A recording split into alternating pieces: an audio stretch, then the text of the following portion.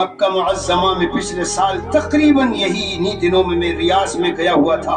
وہاں سے ہمارے دوست ہیں تو کہنے لگے چلو عمرہ کرنے چلتے ہیں گاڑی سے. اب 800-900 کلومیٹر چلتے رہے، قرآن سنتے رہے، دین کی باتیں کرتے رہے. تو ایک امام صاحب ہیں، مجھے انہوں نے بتایا کہ آپ کو ایک عجیب قصہ سناتا ہوں کیونکہ تم بیانات کرتے رہتے ہو. میں نے کہا سناؤ. کہنے لگے ایک یمنی شخص نے، غور سے سنو میرے عزیزو، بہت زیادہ نفع کی چیز ہے. کیا یہ قصہ بڑی عبرت ہے، اس میں کئی جگہ میں بیان کر چکا ہوں. ایک یمنی شخص ان کے پاس آیا اور کہنے لگا میں نے ایک عجیب و غریب اپنی زندگی میں خواب دیکھا. کیا دیکھا؟ یہ دیکھا کہ میں زندہ ہوں مگر گھر کے لوگوں نے سمجھا کہ مر گیا اور لوگوں نے میری تجہیز و تکفین کا انتظام شروع کر دیا. جی ہاں، جب وہ مجھے غسل دے رہے ہیں میں چیخ رہا ہوں اللہ کے لیے کیوں مجھے تم مردہ سمجھ رہے ہو؟ ارے میں زندہ ہوں، میں زندہ ہوں، خدا را مجھے غسل دے کے دفن مت کرو. قبر میں لے گئے، میں وہاں چیخ رہا ہوں، جو مجھے اس میں رکھ رہے ہیں، قبر کے اندر رکھ رہے ہیں، میں چیخ رہا ہوں اللہ کے لیے مجھے کیوں قبر میں دفن کر رہے ہو؟ میں تو زندہ ہوں ابھی.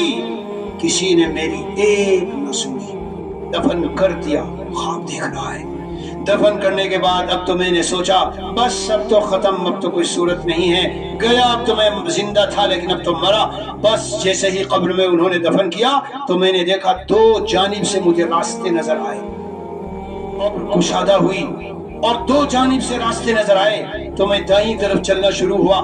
بڑی پھول پھلواریاں، بڑی عمدہ قسم کی ہوائیں اور شاندار لائٹ اور بجلیاں اور چمک دمک اور بڑی خوشبوئیں چاروں طرف سے آ رہی ہے. میں چلا چلا چلا اور بائیں طرف بہت برا حال ہے، آگ لگی ہے، دھواں ہے اور بدبو ہے اور بہت بھیانک صورتحال ہے. جب میں ادھر چلنے لگا دل میں نے سوچا یار چلو، انہوں نے مجھے مردہ سمجھ کے دفن تو کر دیا تھا لیکن لگ رہا ہے کہ میرا بیڑا پار ہو گیا.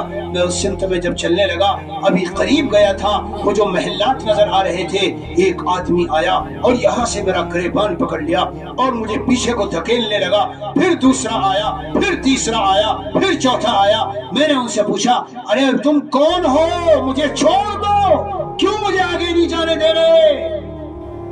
کہتا ہے کہ میرے 300 ریال ہیں تیرے اوپر، میرے 500 ریال ہے تیرے اوپر، میرے 2000 ریال ہیں. تجھے معلوم نہیں ہے تو بلڈنگ کنٹریکٹر تھا؟ تجھے معلوم نہیں ہے تو سعودی میں جب ٹھیکیدار تھا ہمارے بہت ساروں سے تم نے کام لیا، پیسے نہیں دیے تھے، نکل کے آ گئے، پکڑ کے کھینچ کے لے جا رہے ہیں. چلا جا رہا ہے یہاں تک کہ اس دوراہے پہ لے گئے. اب اس کا رخ ادھر کرنے لگے، دھکیلنے لگے. اتنے میں وہ خواب سنانے والا کہہ رہا ہے فرشتہ نمودار ہوا، فرشتہ نمودار ہوا. کیا معاملہ ہے؟ کہ یہ معاملہ ہے. اور فرشتے نے کہا ہاں تمہارا ٹھکانہ جب تک ان سب کے حقوق ادا نہیں کر دو گے تمہارا ٹھکانہ جہنم ہے. اور وہ یمنی شخص کہتا ہے مجھے اٹھا کر فرشتے نے جہنم کی طرف پھینک دیا لیکن میں جہنم میں تو نہیں گیا. اتنے میں میری آنکھ کھل گئی. لا الہ الا اللہ. کہہ رہا ہے میں صبح بیدار ہوتے ہی اپنی مسجد میں گیا. ہماری مسجد کا امام صاحب تفسیر قرآن کرتے تھے. میں انتظار میں رہا. میری رات کٹنی مشکل ہو گئی، صبح ہونی مشکل ہو گئی. پوری رات ڈرتا رہا، گھبراتا رہا، اللہ نہ کرے کہ موت آ جائے. ہائے کب صبح ہوگی، ہائے کب صبح ہوگی. صبح ہوئی تو میں ان کے پاس گیا. میں نے کہا حضرت یہ خواب دیکھا ہے. انہوں نے کہا یاد رکھ اللہ کو تجھ سے محبت ہے. اگر محبت نہ ہوتی تو ابھی تجھے حالت حیات میں تیرے یہ حقوق کی طرف تجھے توجہ نہ دلائی جاتی.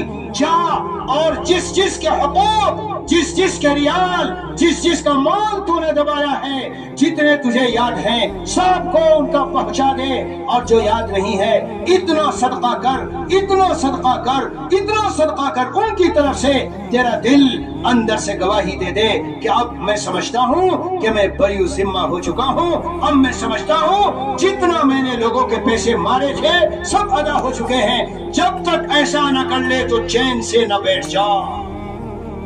پیارو ہم تو قرآن و حدیث کی باتیں سن کے اس کون سے سنتے ہیں، ادھر سے نکال دیتے ہیں. مجھے اور آپ کو بھی خواب دکھے گا اور قبر کی منو مٹی کے نیچے جا کے اللہ تعالیٰ سے کہو گے یا اللہ تعالیٰ مجھے بس 5 منٹ کا موقع دے دو، بس میں زمین نام کر کے بیٹھی کے آؤں، بس وہ جو میں نے پلاٹ دوایا تھا ذرا دے کے آؤں، بس وہ جو اتنے ہزار میں نے مارے تھے دے دوں، بس وہ جو اتنا قرضہ لے کے بزنس چلاتے رہتے ہیں اور جس کا قرضہ ہے نہیں دیتے، چلاتے رہیں گے چلاتے رہیں گے ٹلاتے رہیں گے۔